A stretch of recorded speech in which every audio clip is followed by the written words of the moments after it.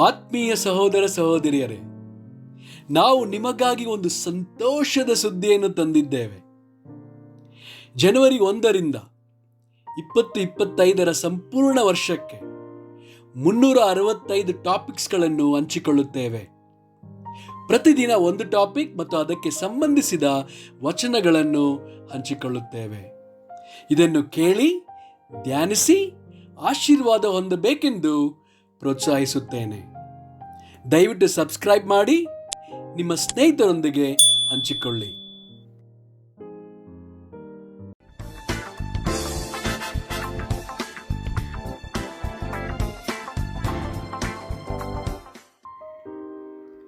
ಇಂದು ದಿನ 101 ಟಾಪಿಕ್ ಆತ್ಮೋನ್ನತಿ. ಎಫೆಸದವರಿಗೆ 4 ವಚನ 11ರಿಂದ 13, 15ರಿಂದ 16 ಮತ್ತು 29. ಆತನು ಕೆಲವರನ್ನು ಅಪೊಸ್ತಲರನ್ನಾಗಿಯೂ, ಕೆಲವರನ್ನು ಪ್ರವಾದಿಗಳನ್ನಾಗಿಯೂ, ಕೆಲವರನ್ನು ಸೌವಾರ್ತಿಕರನ್ನಾಗಿಯೂ, ಕೆಲವರನ್ನು ಸಭಾಪಾಲಕರನ್ನಾಗಿಯೂ, ಉಪದೇಶಿಗಳನ್ನಾಗಿಯೂ ಅನುಗ್ರಹಿಸಿದನು. ನಾವೆಲ್ಲರೂ ನಂಬಿಕೆಯಿಂದಲೂ ದೇವಕುಮಾರನ ವಿಷಯವಾದ ಜ್ಞಾನದಿಂದಲೂ ಉಂಟಾಗುವ ಐಕ್ಯವನ್ನು ಹೊಂದಿ ಪ್ರವೀಣತೆಗೆ ಬಂದವರಾಗಿ ಕ್ರಿಸ್ತನ ಪರಿಪೂರ್ಣತೆ ಎಂಬ ಪ್ರಮಾಣವನ್ನು ಮುಟ್ಟುವ ತನಕ ದೇವಜನರನ್ನು ಯೋಗ್ಯ ಸ್ಥಿತಿಗೆ ತರುವ ಕೆಲಸಕ್ಕೋಸ್ಕರವೂ, ಸಭೆಯ ಸೇವೆಗೋಸ್ಕರವೂ, ಕ್ರಿಸ್ತನ ದೇಹವು ಅಭಿವೃದ್ಧಿಯಾಗುವುದಕ್ಕೋಸ್ಕರವೂ ಆತನು ಇವರನ್ನು ಅನುಗ್ರಹಿಸಿದನು.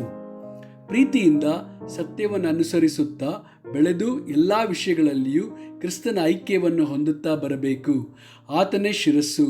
ದೇಹವೆಲ್ಲ ಆತನ ದೊರೆತನದಲ್ಲಿದ್ದು ತನ್ನಲ್ಲಿರುವ ಎಲ್ಲ ನರಗಳಿಂದ ಬಿಗಿಯಾಗಿ ಜೋಡಿಸಲ್ಪಟ್ಟು ಪ್ರತಿ ಅಂಗದಿಂದ ಅದರದರ ಶಕ್ತಿಯ ಪ್ರಕಾರ ಸಹಾಯ ಹೊಂದಿ ಪ್ರೀತಿಯಿಂದ ಐಕ್ಯವಾಗಿದ್ದು ಕ್ಷೇಮಾಭಿವೃದ್ಧಿಯನ್ನು ಹೊಂದುತ್ತದೆ. ನಿಮ್ಮ ಬಾಯೊಳಗಿಂದ ಯಾವ ಕೆಟ್ಟ ಮಾತು ಹೊರಡಬಾರದು. ಭಕ್ತಿಯನ್ನು ವೃದ್ಧಿ ಮಾಡುವಂಥ ಕಾಲೋಚಿತವಾದ ಮಾತು ಇದ್ದರೆ ಕೇಳುವವರ ಹಿತಕ್ಕಾಗಿ ಅದನ್ನು ಆಡಿರಿ.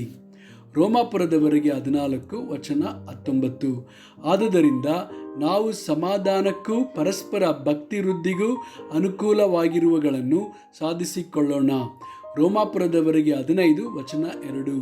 ನಮ್ಮಲ್ಲಿ ಪ್ರತಿಯೊಬ್ಬನು ತನ್ನ ನೆರೆಯವನ ಹಿತವನ್ನು, ಭಕ್ತಿ ವೃದ್ಧಿಯನ್ನು ಅಪೇಕ್ಷಿಸುವನಾಗಿ ಅವನ ಸುಖವನ್ನು ನೋಡಿಕೊಳ್ಳಲಿ.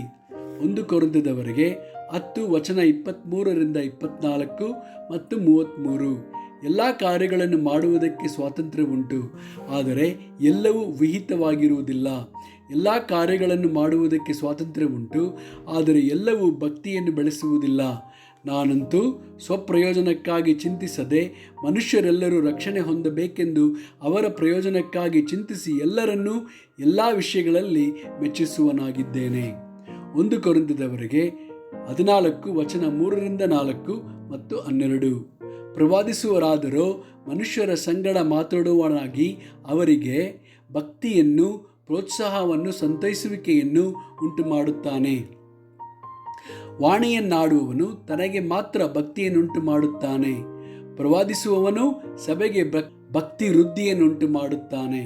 ಹಾಗೆಯೇ ನೀವು ಆತ್ಮಪ್ರೇರಿತವಾದ ನುಡಿಗಳನ್ನಾಡುವುದಕ್ಕೆ ಅಪೇಕ್ಷಿಸುವರಾಗಿರುವುದರಿಂದ ಸಭೆಗೆ ಭಕ್ತಿ ವೃದ್ಧಿ ಉಂಟಾಗುವ ಹಾಗೆ ಅದಕ್ಕಿಂತಲೂ ಹೆಚ್ಚಾದದ್ದನ್ನು ಮಾಡುವುದಕ್ಕೆ ಪ್ರಯತ್ನಿಸಿರಿ. 2 ಕೊರಿಂಥದವರಿಗೆ 13 ವಚನ 10. ಇದಕ್ಕಾಗಿಯೇ ನಾನು ನಿಮ್ಮಲ್ಲಿ ಇಲ್ಲದಿರುವಾಗ ಈ ಮಾತುಗಳನ್ನು ಬರೆದಿದ್ದೇನೆ, ನಿಮ್ಮನ್ನು ಕೆಡವಿ ಹಾಕುವುದಕ್ಕಲ್ಲ, ಕಟ್ಟುವುದಕ್ಕಾಗಿ ಕರ್ತನು ನನಗೆ ಕೊಟ್ಟಿರುವ ಅಧಿಕಾರದ ಪ್ರಯೋಗದಲ್ಲಿ ನಿಮ್ಮ ಬಳಿಗೆ ಬಂದಾಗ ಕಾಠಿಣ್ಯವನ್ನು ತೋರಿಸುವುದಕ್ಕೆ ಅವಕಾಶವಿರಬಾರದೆಂದು ಅಪೇಕ್ಷಿಸುತ್ತೇನೆ. ಆಮೆನ್.